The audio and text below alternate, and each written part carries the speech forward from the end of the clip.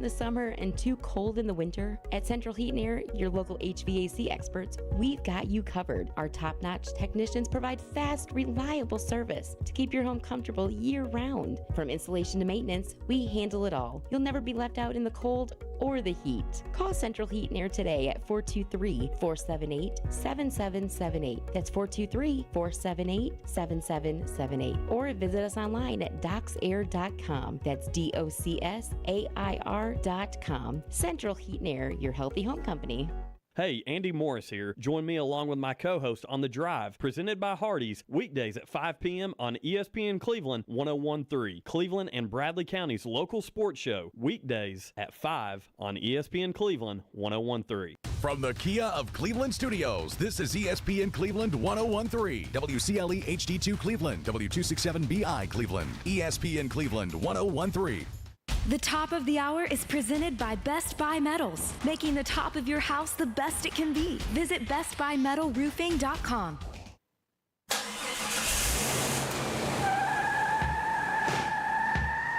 It's time for The Drive on ESPN Cleveland 101.3, presented by Hardees.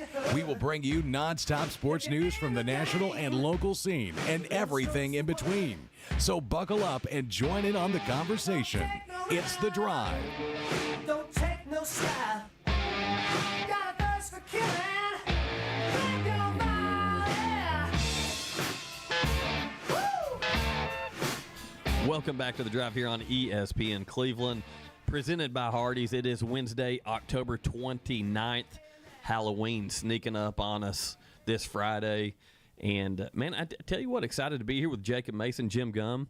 Got our guy Elijah on the board op today for us, giving Jacob a break. And, of course, I'm Andy Morris. And I was kind of, just to kind of keep the tone and the pace for what went on here at the studio today, I came in here, you know, ready to maybe talk a little politics. Big morning show over there with Steve and Bridget. Yeah, it was interesting. We'll just leave it at that. Yeah, and I want to give our station Mix 104.1, you know, just a shout out for facilitating for the people of our community to be able to listen and hear and have access to our county commissioners like they did this morning. Mm-hmm. For them, I think they would agree, being able to be transparent and speak directly to the people of Bradley County. I think that was a big deal. And if people did not hear it live, you can go and check it out. We've got it on our Facebook page, on our website, on YouTube. So there's various places you can go to listen to it. So I would just say it's worth listening. Yeah, no doubt about it. With that, this is a sports show, so we're going to talk about that. We're going to have Bradley Central head football coach Damon Floyd on around 5:40, 5:45 today, getting him on a day early as the Bears are playing Thursday night at Bearden on the road for the third consecutive week. So going to have Coach Floyd on later today. Yeah, I would say politics has nowhere in sports, but, you know, LSU and Louisiana have something to say about that. I don't know if you guys saw that clip today, but the governor of Louisiana all but basically fired, in my opinion, LSU's AD. Like, if you're not going to trust him to make the highest, they're probably the highest paid government official. And just about every state. You know, so if he doesn't trust him to make that higher, then I don't know how you can still be the AD at the end of this calendar year. Yeah, that was that clip, in case you missed it, the Louisiana's governor was doing a press conference, and someone asked him about the hiring situation, or the situation at LSU football. And the athletic director, Scott Woodward. Yeah. And he flat out just said, well, he's not going to make the next hire. Yeah. He said, Donald Trump will make the hire before he would. Basically, that's what he said. So, yeah, you're right. He all but fired the guy without firing him. Yeah, and then went on to complain about Jimmy Sexton, basically, and the contract, which I don't have a disagreement with. I mean, I think I think if you find a gym like Kirby Smart and you want to pay him for 10 years and say, like, we want to lock you down, that's one thing. But, like, going out and giving guys, like, these 8-year, you know, $80 million contracts. Guaranteed with buyout clauses and all that stuff. Like, LSU has to go find $53 million somewhere. And And really, we were talking about this before the show started. Like, a lot of these schools, I feel like now are taking a step back. Like, you're causing yourself to take a step back because the same people who give money to your rosters are now having to pay out a buyout of $53 million, and that's not going to your team. So you really, really have to dislike the current situation that you're in before you pull this trigger, because once you pull it, you can't get it back. It's there, and now you got to pay him, and they're trying to get out of it. You know, we were talking about this before. They're trying to get out and say that Brian Kelly golfed 2 days a week, and it went against his clause. I'm surprised that's all, because when he was at Notre Dame, he golfed all the time. He probably golfed at some point 3 to 4 times a week. So that doesn't surprise me. That was very well documented his time there. And so they're trying to only pay him like $20 million. Regardless, that's $20 million that's not going to your athletic facilities. That's $20 million that's not going to your roster. Yeah, it's a big deal. Think about this. The people that you're getting the money from, these donors and these, the alumni, they're successful. They're millionaires. They're successful because they know how to run a business. They have to look at what's going on at these athletic departments like, that's a poor business model, guys. This is not sustainable. And they're going to have to put their foot down. There comes a point you're like, no, I am not doing this no more. I've not got a return on my investment. And once that happens and the money starts to dry up, then like you were talking about, Jacob, we've got a whole new realm of potential football powers because they're doing it the right way. They're investing it properly, like Indiana, like Vanderbilt, teams that were never good before. Now they're good because they're actually doing it smartly. Yeah. Well, go ahead. Well, so first of all, Brian Kelly can probably go golf 6 or 7 days a week now. Just go ahead and throw that out there. He can go golfing a lot. I don't know, brother. Y'all got to explain to me off there what this is. I keep seeing this, and I'm like, I don't know what the heck you're talking about. Who knows? It's something that's really big amongst the teenagers, the kids right now. Apparently, 6, 7. I don't know. I've heard it 100 times, but I just do that for Jacob. But so let me get to what I was seriously going to say. So now with the departure of Brian Kelly going to golf 6, 7 days a week, now you're going to have these schools: Penn State, LSU, Virginia Tech, possibly Wisconsin, and all these other places, Florida, that are going to have head coaching vacancies or already do in a lot of these cases. Yeah. And they're going to have to take an approach to what Jacob's saying. At what point do one of these big schools say, you know what, like there's not another Kurt Signetti out there right now, so let's take a shot in the dark and go get a young guy that's been successful and see what he can do. A coordinator. Let's it could be a head coach. Oh, okay, young head coach. I don't care if he's a head coach at Buffalo or at, anywhere like that. It could be Sacramento. I don't know how they're doing this year. Nick Saban started it Toledo. A lot in Grand Valley State's where Brian Kelly started. Right. Look where he ended up at. He bounced from Notre Dame to LSU. So I think at some point, James Franklin's going to land a job. Brian Kelly's going to land a job. It sounds like James Franklin is really, really getting a lot of interest from Virginia Tech, and that there's ongoing conversations right now. That could be a match made in heaven. Oh, honestly. Absolutely. I think it's a great fit. But at some point, one of these guys that we don't know, like Mike Norvell from Memphis, one of these guys that they're going to look at and say, you know what, instead of going and paying one of these well-known blue blood coaches insane salary just to get them here, and then we're going to have to pay a buyout when they fail, let's go after the young guy who's got a successful track record up to this point and give him a shot at the big-time level of college football. I'm going to be honest with you. I feel like a lot of schools are going to have to do that. Because let's be real, all of these schools that want to go out and get a Marcus Freeman, that want to go out and get a Lane Kiffin, that want to go out and get a Dan Lanning, what's all common about those three coaches? They're at a school that's giving them lots of money and that is building a roster. Mm-hmm. Why leave? Why? Ole Miss and Lane Kiffin. Dan Lanning in Oregon. Nick Saban had these comments, and I completely agree. He basically said you could have a long debate. Is LSU a better job than Ole Miss? Because Lane has people at Ole Miss that are willing to give him the money to build a roster. They spent $20 million just a year ago. They've got money, and it's pouring in, and he's got people that are willing to do it. LSU's going to have to pay out a buyout of $53 million to Brian Kelly, or $20 million. their boosters are not really on board of giving a whole lot of money. You're going to have to go find an up-and-coming coordinator, an up-and-coming coach, save a little money on him and say, we believe in you. We're going to invest in you in your roster, and if you're successful, then we'll pay you. You know, 5-7 years ago, you just said LSU or Ole Miss. It's no brainer. LSU 100% out of the time. Nowadays, it is a debate. It really is a debate because of the dynamics of college football. The NIL and the transfer portal has changed everything. And Lane Kiffin is a good enough coach where he was given that. We talked about it yesterday. He was given that opportunity. Hey, here's an SEC job. We're willing to go out on a limb and give you a chance, Lane Kiffin. And he is forever grateful for that opportunity because look what they're doing now. Look what Ole Miss is doing this year. Arguably one of the, you could say one of the top. They're a top 10 team. You could say right now, though, the way they're playing, like potentially a top 5 team.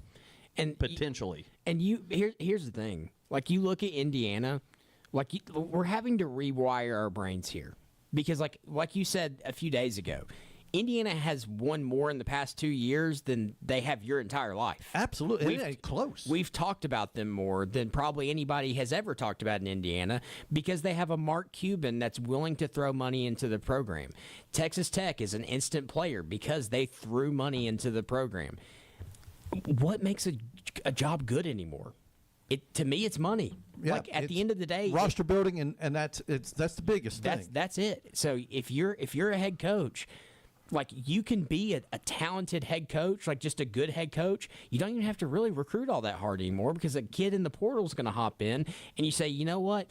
Our need this year is wide receivers. We're going to allocate $2 million to going out and finding wide receivers, and they're going to go find guys that have college tape, not high school tape, college tape to go do it. They've proven themselves at the collegiate level. And like you said, let's look at this, for example.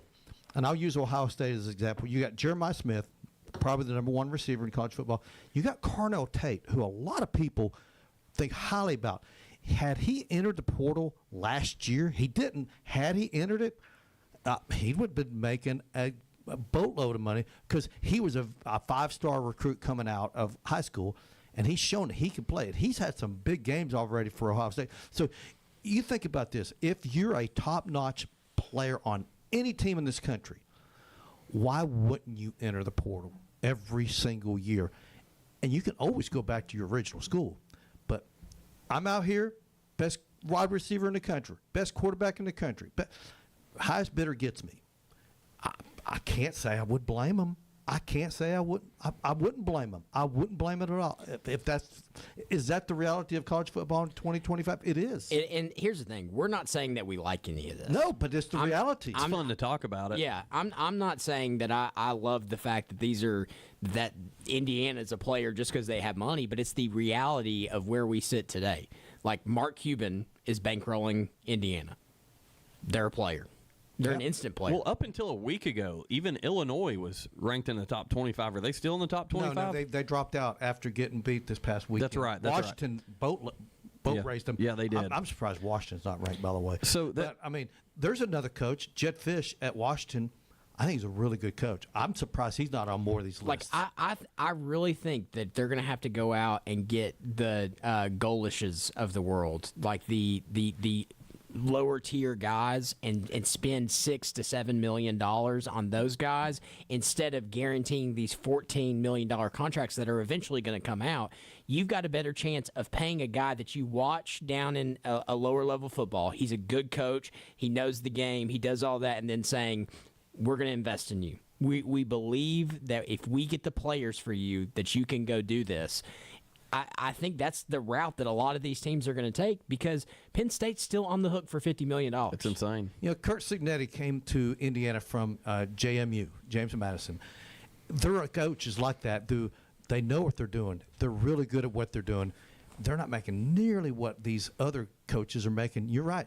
If you feel strongly about this guy, get him in there, but give them a roster. Give them a really good roster. Let's see what they can do. Well, and to be honest with you, that we talked about it yesterday too. That's what's so attractive about Jimbo Fisher. Like, we know he's a good coach. Texas A&M's won paying a national him. championship. Texas A&M's clause in his track, doesn't matter if he takes a job or not. They're still paying him. He could take a job for $1 million a year and say, hey, I just want to coach again. I want to be back out here with the guys. I want to, for the first 3 years, pay me $1 million, and everything else that you were going to spend on a coach, let's put it into the NIL fund. Yeah, put well, it in he the should NIL say facility. he should say that $1 million that you pay me.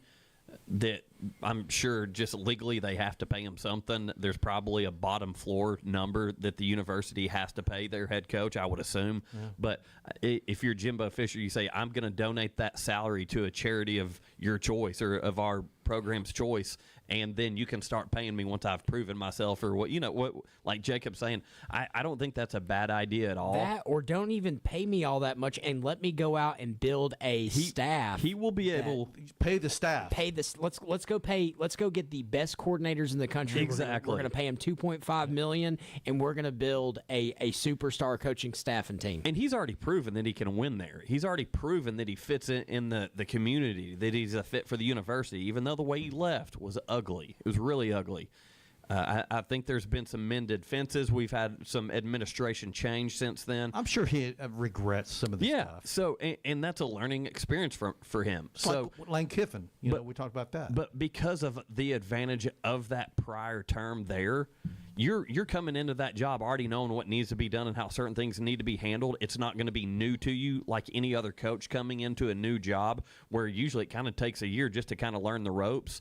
He's coming in knowing exactly everything that's in front of him, and he's going to, as Jacob said, have that money to pull in Indiana and pour it into your coordinators and into your position coaches and pour it into your players.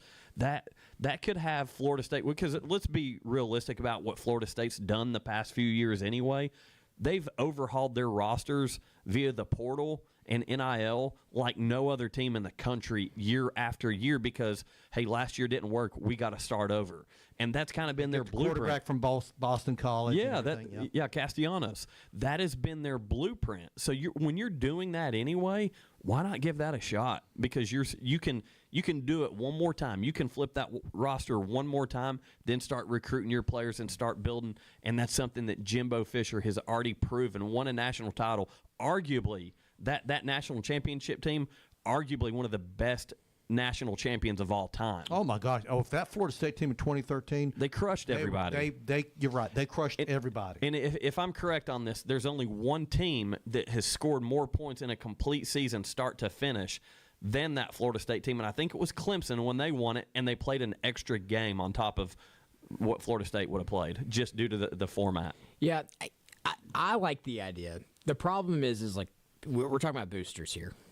Like boosters that he left them in such a bad place. Like it's a little bit different. Like we were talking about Edo taking the LSU job again. Mm-hmm. He was fired. He won them a national championship, but he was fired because he had lack of focus. Like let's just be honest, trying to rest on his laurels. Like he was bringing his side chicks to the practice facility and their kids. Jacob just said side chicks on the radio. I did. He was complacent, and he even said, "Hey." They were like, here's $19 million. He said, what door do I need to leave out of? Hey, Coach O was taking his shirt off at clubs, man. I know. Like, it was a sight to see. It really was. So, so to me, like, there's not a whole lot of bad blood there with boosters. With Jimbo Fisher at Florida State, you have to imagine that they're the big guys up there, the position that they left him in. Look at this slide they went on after he left. You bring in, who's the guy they brought in from Oregon? I can't think of his name right now. So much hype behind him, and I remember the main thing he said was effective simplicity was his offensive theory. Florida State's offense was horrible. It was predictable. I wish I could remember his name. Bellotti? It was it came from Oregon.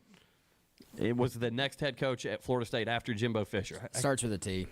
But anyway, so they go on that. They go on that run for a few years, and I went down to a few Florida State games. It was so chaotic and unorganized. Like pregame warm-ups went from being so structured and organized under Bobby Bowden to Jimbo Fisher to where, like, at Florida State game, pregame warm-ups, you thought you were in a nightclub. Speaking of nightclubs, it was unreal how the little details of that university changed. Willie Taggart. Oh my gosh. And and then so you go from that, you have to fire him. And so Florida State, he did so much damage. And I know that the way things kind of ended between him and the Bowdens, apparently, you got to imagine that family still has some say-so at that school a little bit.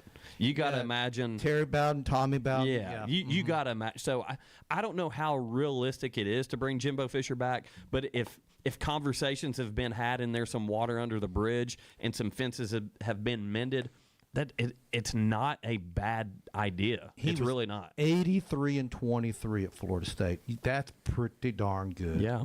I could live with that. Yeah. Yep. 83-23. That's winning 78% of your games. Well, that's pretty solid. Let's be honest. Like, the ACC is not at this moment. It's not a gauntlet. If people started to invest, it could be. But like at this moment, like Miami, Georgia Tech, Clemson, Florida State. Those four have the potential to be good every year. I'm every sorry, year. I'm throwing Louisville into that mix. Well, and Virginia Tech in the past, when Bert Beamer had it going, that was always a player as well. So there are some successful programs. They're just maybe down currently.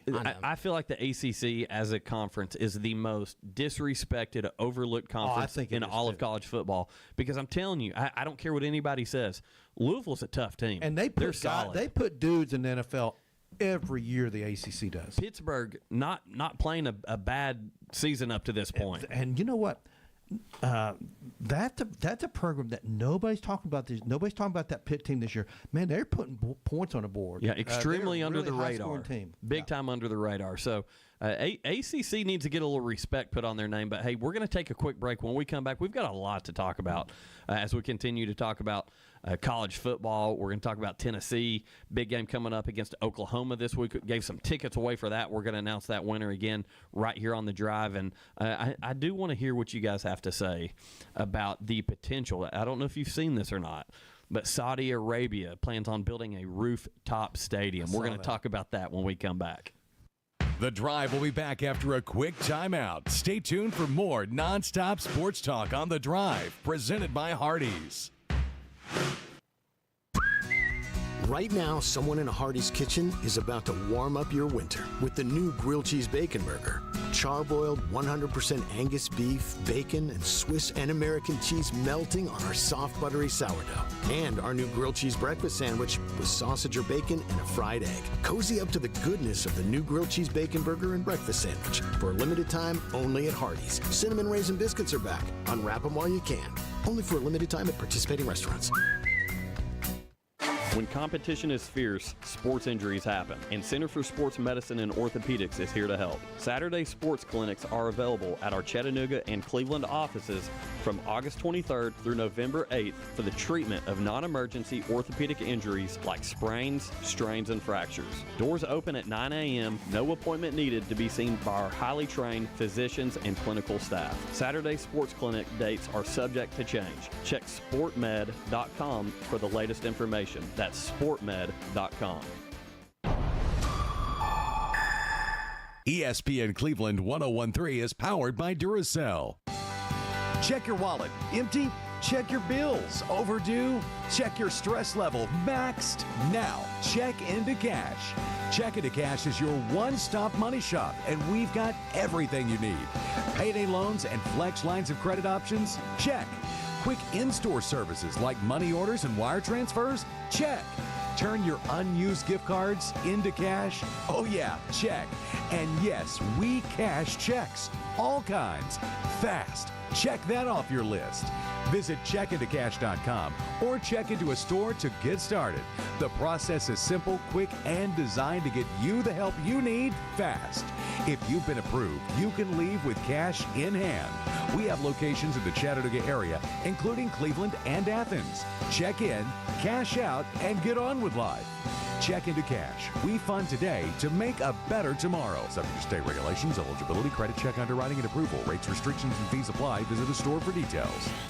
The Fall Fun Festival, sponsored by Mount Olive Ministries, is back at the Tri-State Exhibition Center on Wednesday, October 29th. Join us from 6 to 8:30 p.m. for an evening full of family fun. This year, you can enjoy lots of carnival rides, jump and play in inflatables, stop by the petting zoo, ride the train, and compete in carnival games. Grab dinner and dessert from your favorite food trucks, then top it off with free candy for the kids. And admission is free. Mark your calendars and bring the whole family to the Fall Fun Festival, sponsored by Mount Olive Ministries at the Tri-State Exhibition Center, 6 to 8:30 p.m. on Wednesday, October 29th.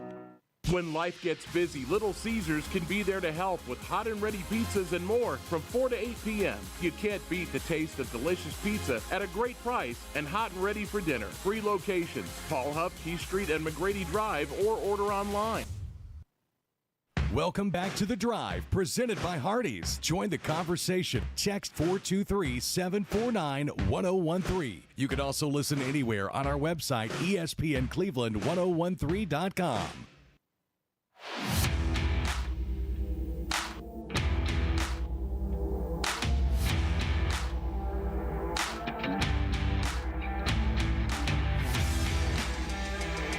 Duracell in Cleveland is now hiring mechanical skilled technicians $22 to $27 per hour.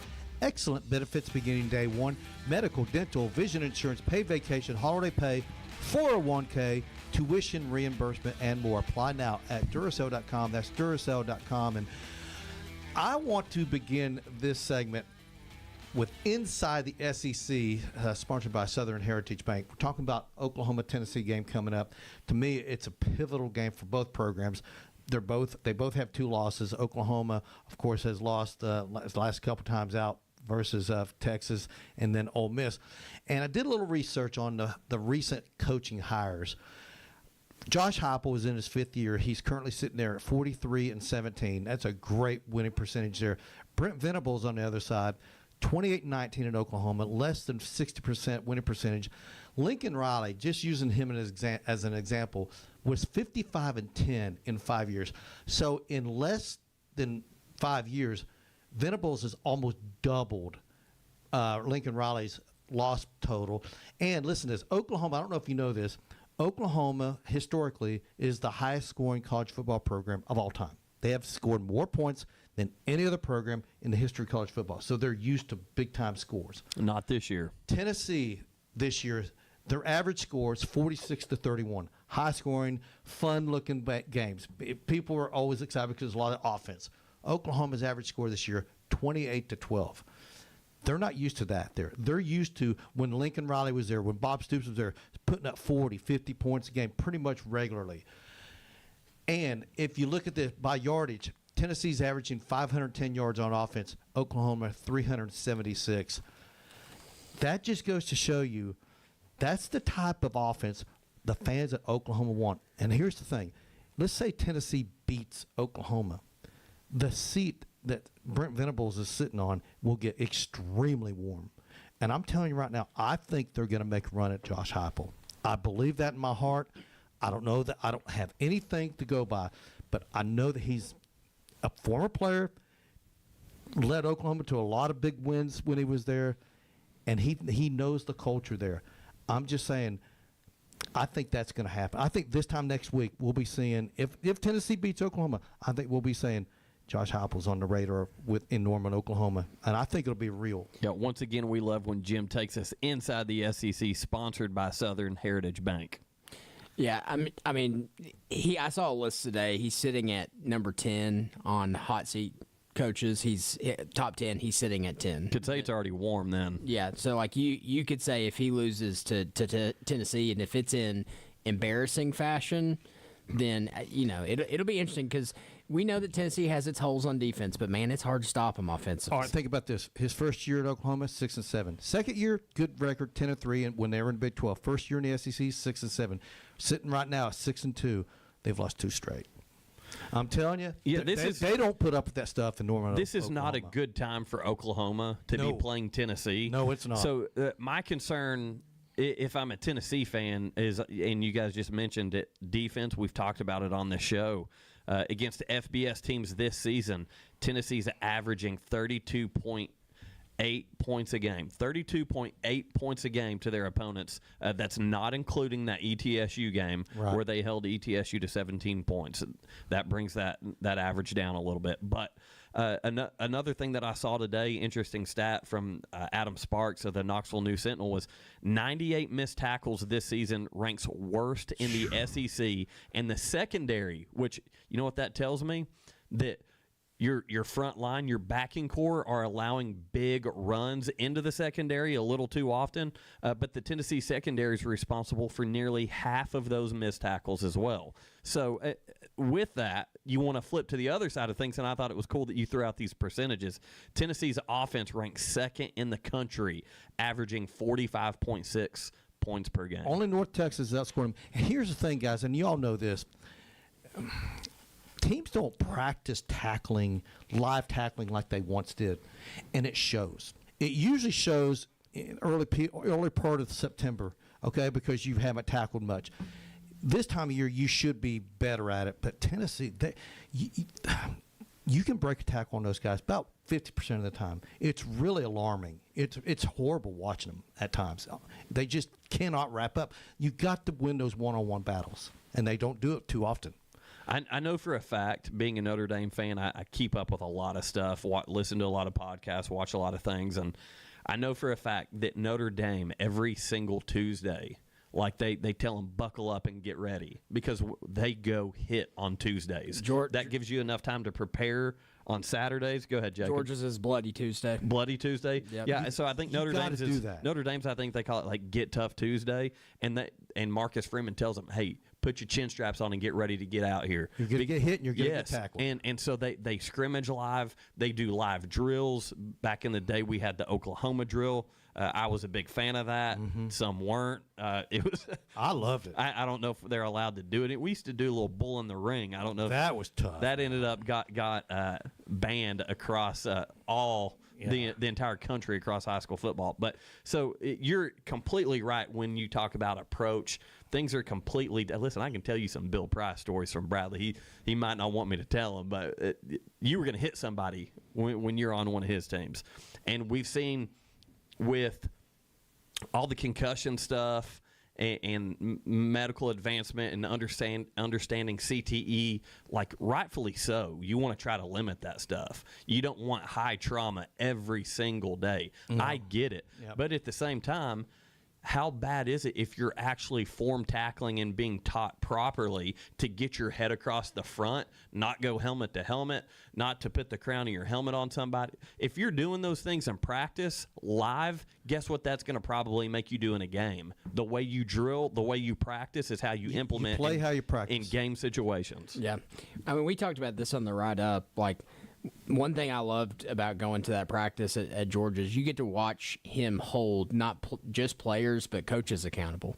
He is on that mic and he never stops. He never stops. He's like, we got a walk on over here doing your job. We pay you NIL money, and he's doing your job. If you do this in the real world, you're fired. Then the next sentence out of his mouth was, coaches, that's a terrible play. Why is nobody saying anything? Why am I the only one out? You know, he keeping him accountable, and staying on it. And you've got to have a culture like that, and that starts at practice. And if you don't have a day like a Bloody Tuesday or what do you call yours? The Tough Tuesday. I think they call it Get Tough Tuesday. Get Tough Tuesday. If you don't have those days, if you're not doing it, it's a landslide because it's going to bleed over onto the game day field. Yep. Yeah. So Tennessee, Oklahoma this Saturday. The number 14 Volunteers are 6-2. Host the number 18 Oklahoma Sooners at Neyland Stadium, who are also 6-2. Pregame on Mix 104.1 at 5 p.m. Kickoff at 7:30. Excited for that one. And this is an offense from Oklahoma that is far from elite. So Tennessee's defense is going to really be the deciding factor in this game for me. I think if Tennessee shows up and plays defense halfway capable from their worst efforts, I think Tennessee walks away with the dub here. I think Tennessee's the better team, but Tennessee hasn't exactly beaten the best teams in the world. Okay, we've seen who the wins are against. It is what it is. You can't unsee that. But I do think that I think there's more pressure on Oklahoma than there is Tennessee. I agree. Even though the loser of this game is probably out of the playoff picture. Yeah, and I think that's a tough place to be. But Heupel's not going to get fired. He might get a raise, but he ain't going to get fired. Could potentially. Oh, he's on the hot seat. What time is that game? 7:30 kick. It's Tennessee's winning that game. Yeah. Hey, dark mode. Yeah. Give me dark mode. The Tennessee offense rolling, and the Tennessee fans making that place insufferable. By the way, you were talking about concussions and everything. Have you guys heard if Arch Manning is going to be okay? Because he suffered a concussion. I don't know. I've not heard anything. I've not heard any updates because either. They got Vanderbilt, and if he can't play against Vanderbilt, that bodes well for the Vanderbilt. You know what Vandy does too?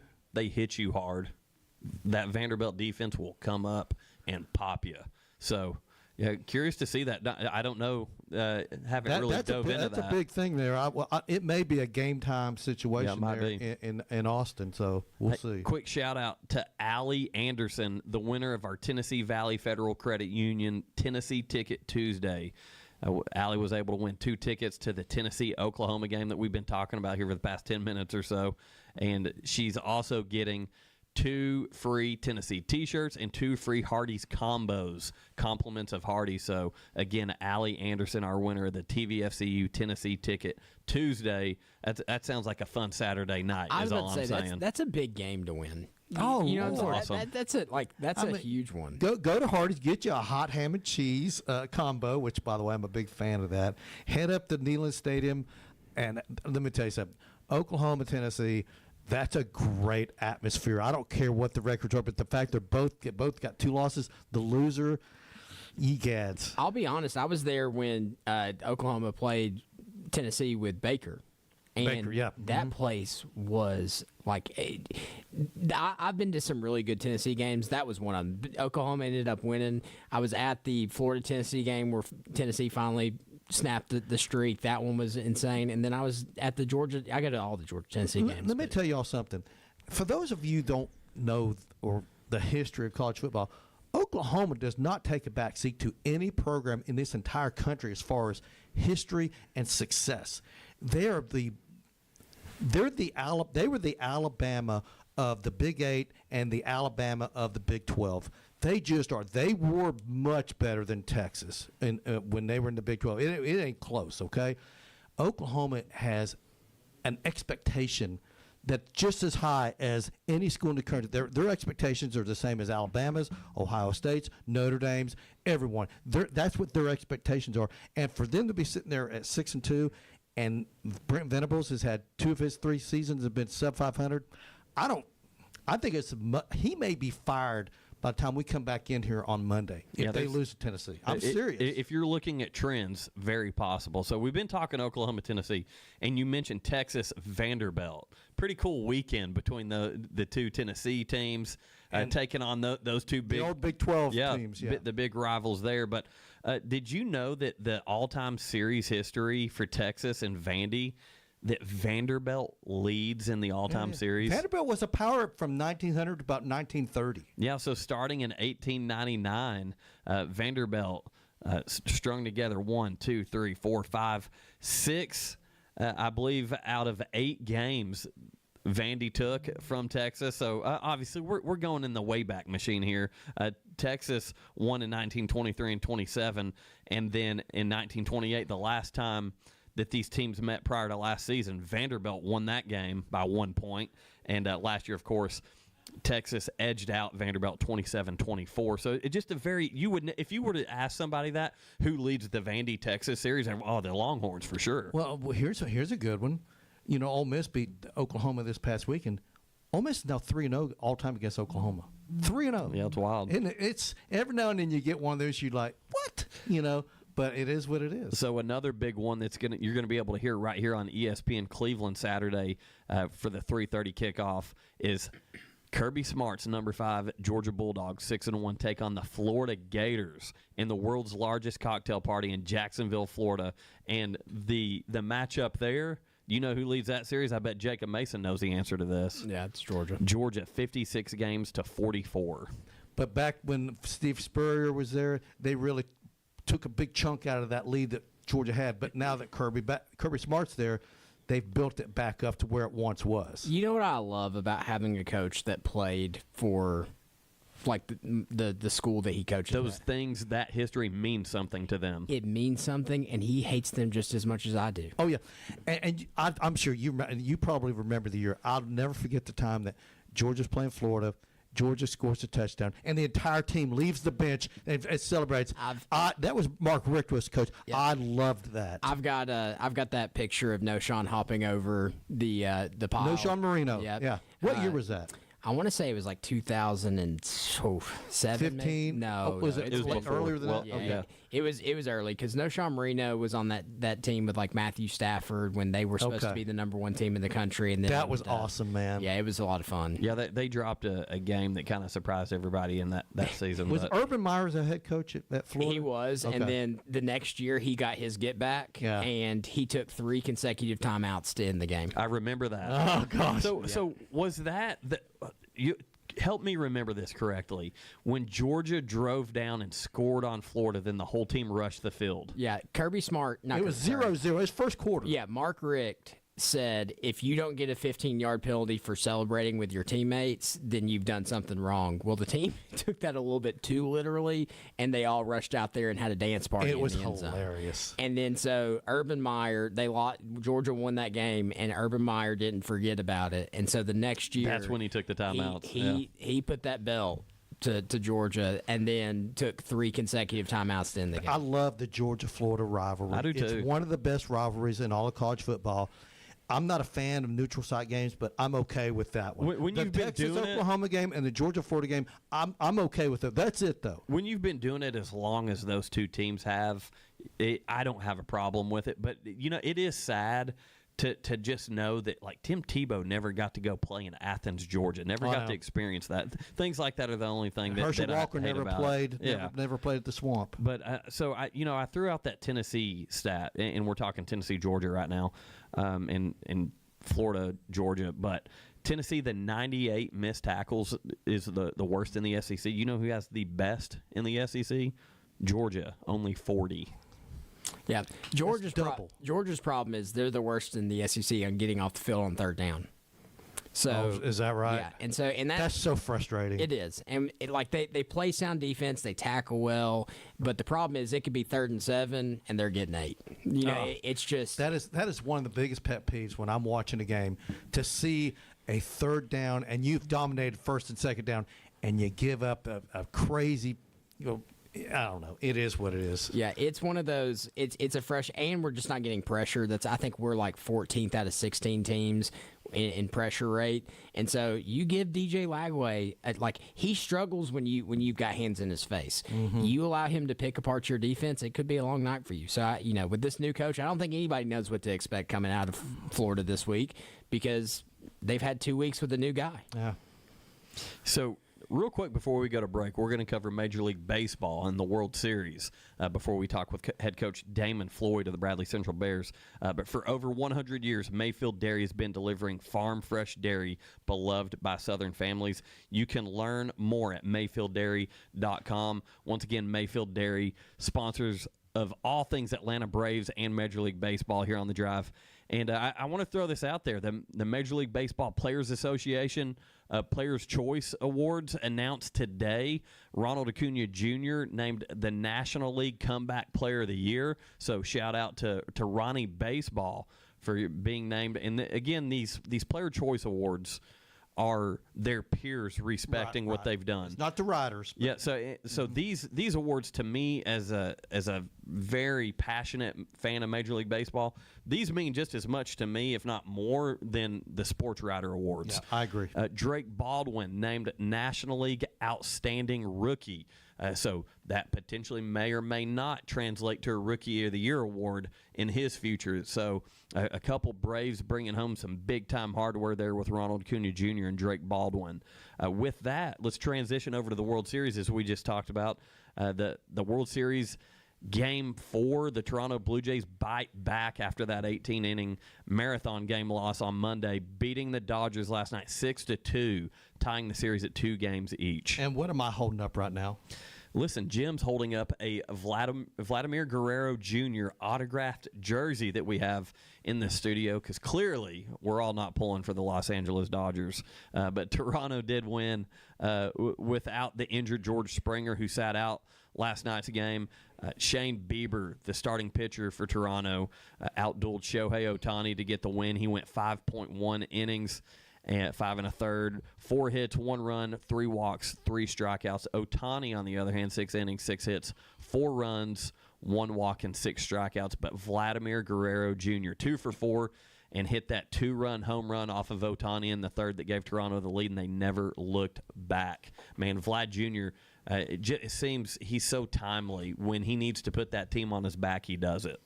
He's one of the premier players in all of Major League Baseball, and he came up big last night, and Bieber came up big too. And that Toronto relief corps, they looked good as well. They've shut down those Dodgers bats, so which is hard to do. And by the way, I saw that Betts is going to be lower in the lineup tonight. That he's just not hit. Trying to get them going. Yeah. Game 5 tonight, Dodgers host the Blue Jays. This is the last game in L.A., so they go back to Toronto after tonight. But pregame 7 p.m. right here on ESPN Cleveland 101.3. First pitch 8 p.m.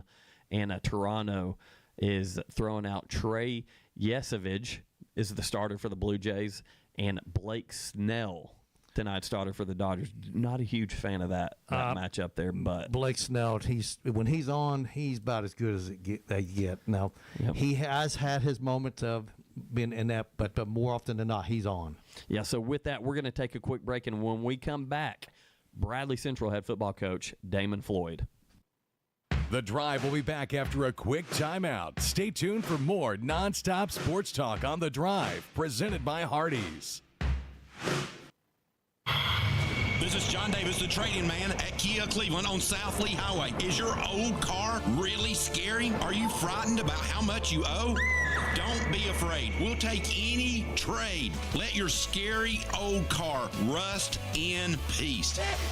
Kia Cleveland will pay you up to $7,000 over Kelley Blue Book market value for your current vehicle, running or not. That's right, up to $7,000 for any trade in any condition. And we'll buy your car for cash, even if you don't buy a car from us. Are you haunted by bad credit? Don't sweat it. Our lenders will say yes to you and yes to your situation. Don't be frightened by how much you owe on your old car.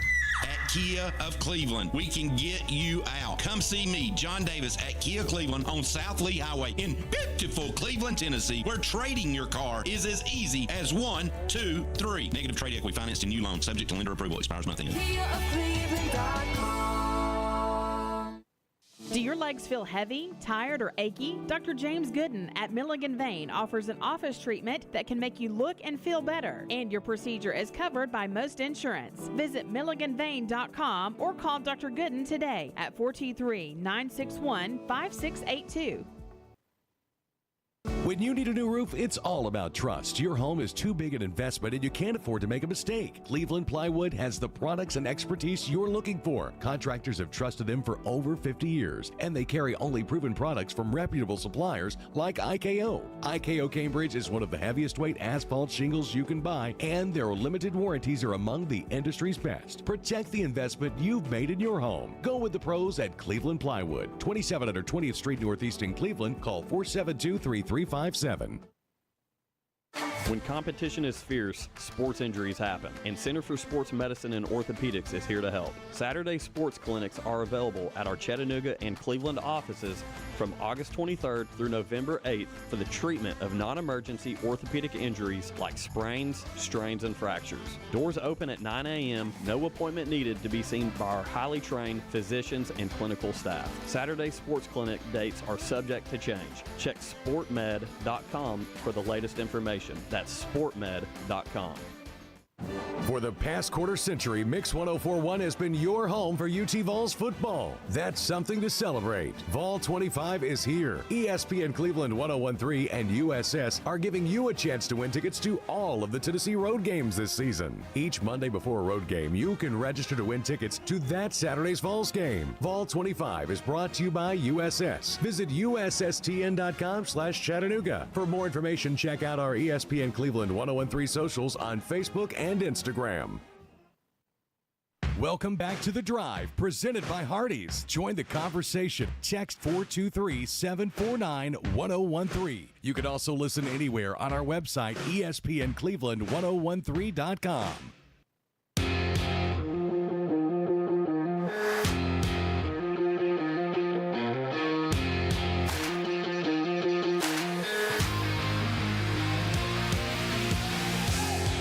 Welcome back to The Drive here on ESPN Cleveland. I know it's Wednesday. Don't be confused.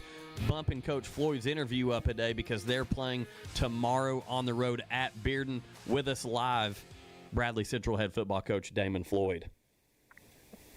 Yeah, thanks for having me.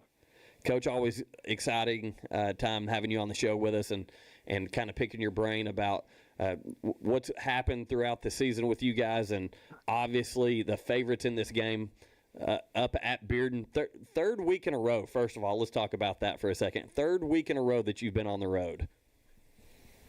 Yeah, it's a little different. You know, the way once the state made this region schedule this year, we had no control over it. So, you know, we did get 3 home games in a row, but to end 3 on the road makes it kind of tough. But, you know, there's no reason to complain about it. Nobody really cares, so we got to do what we got to do. Coach, I'm just interested. I've asked other coaches before, what are your thoughts on Thursday games? Do you like them, dislike them? Love them. I love them. I don't early in the year because, you know, you are trying to get everything in and get prepared. But at this point in the year, I mean, if we're being honest, if we play on Friday, Thursday practice is a waste. I mean, it's you still go out there and you do it and you go over everything. But, you know, for example, we had rain all week, and we knew we were going to get outside today, so yesterday was kind of a combination of practices, you know, the way we schedule our Monday, Tuesday, Wednesday, Thursday. But, yeah, I think at this point in the year, Thursdays, I mean, you do a walkthrough, but really it's not doing a whole lot and accomplishing a whole lot. So I'm all about Thursday night games and taking off on Friday and getting, you know, basically a 3-day weekend. Coach, you may or may not know the answer to this, and you may disagree with me on this, but – the fact that Cleveland and Bradley are now in the same region and everything, is it possible for both schools to petition this, you know, TSSAA, hey, we want to play this rivalry game, the last game of the regular season? Is that doable or is that not doable? It is and not I don't doable even know if you would want to do it. Yeah, I mean it's fun. Obviously, you know, usually there's a lot at stake on that game we play, but. No, it's not even doable right now. Used to in the past, when we met as a region, after the season, you meet as region coaches and you go through different things, and scheduling was one of them, and that's one of the things you try to keep rivals, you know, week 10. But like I said, the state's the one that set the region schedules for this year and next year, so not even possible at this moment. Interesting. So tell us a little bit about, you know, what your plans are. Listen, Coach, we understand that Bearden is very, very undermanned right now. What are your plans for Friday night? Do you want to get your starters out by halftime? And assuming that things go according to plan, I hate to put, you know, the cart before the horse, but let's assume that things go according to plan. What is your plan? For us to play really angry, you know, no matter who we're playing. I mean, we just got whipped last week, so, you know, it's really not about who we're playing. And I know it's coach's speech, but it's the truth. Like, I was embarrassed. Our kids should be embarrassed from last Friday. I thought we would compete better, and, you know, we didn't. And so whoever the opponent is, which happens to be Bearden, we need to play angry and upset and like we got whipped. So, Bearden is struggling. It's no secret. You know, they had a huge turnover from the last regime. They lost.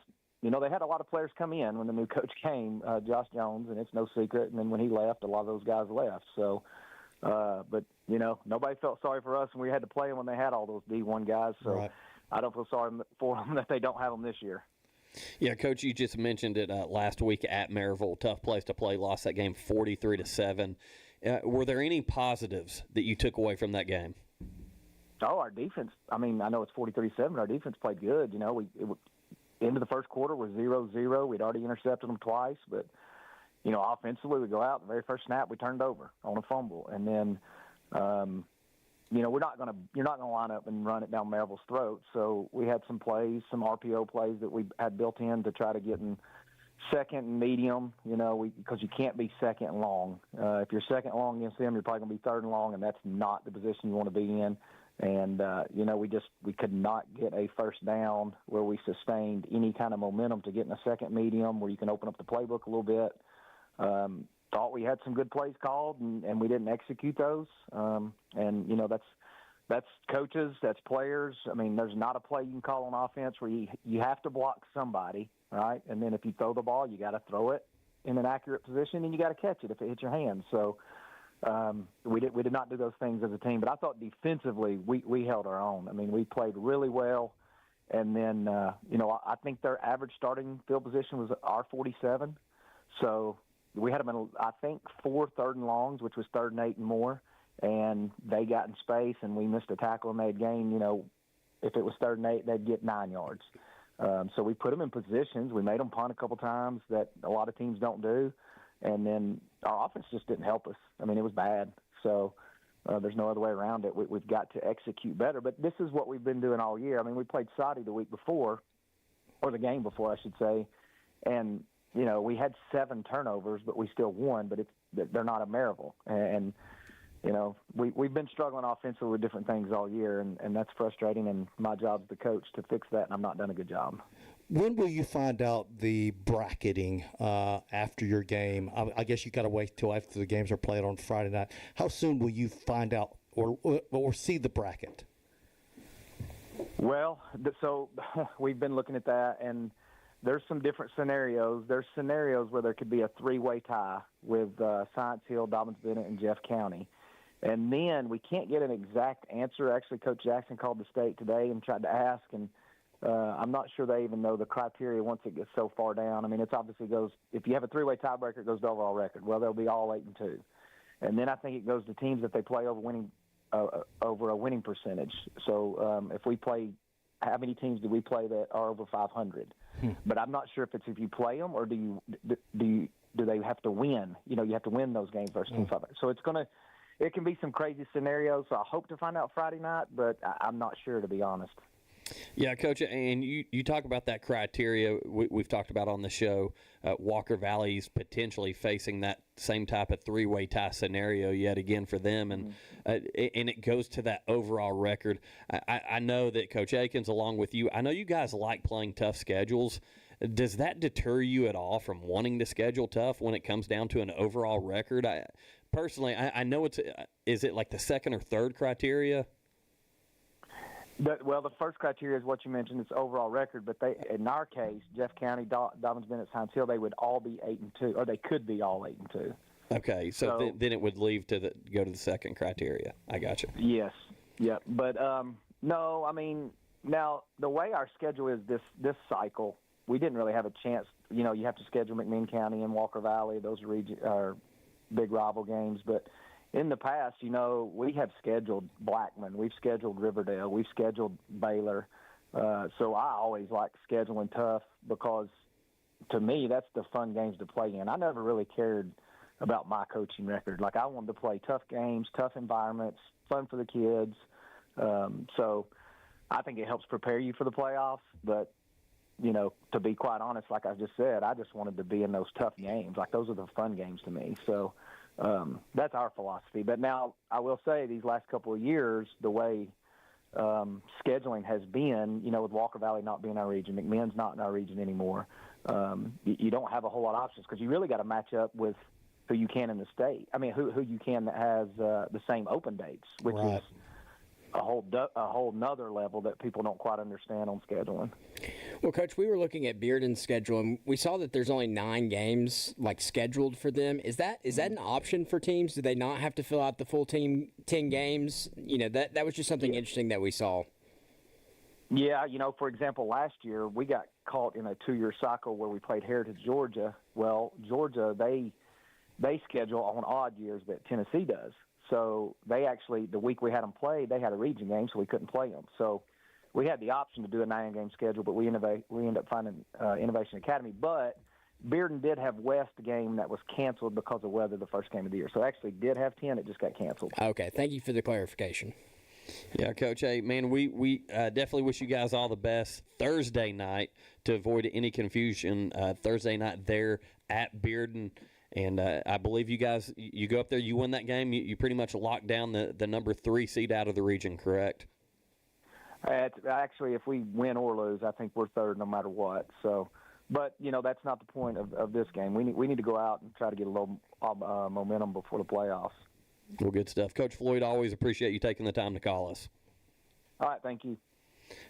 Bradley Central head football coach Damon Floyd, always a good interview, and definitely looking forward to playoff time for the Bears, and going to find out a lot across our region this weekend. Speaking of playoff time, NASCAR playoffs with the show coming up next. They're probably going to be discussing that. Yeah, Finish Line Radio. Super excited for the NASCAR playoffs to finish up this weekend. After a 10-month regular season? Yeah. Yeah. Well, hey, my driver's in the Final Four, so I'm excited for it on Sunday.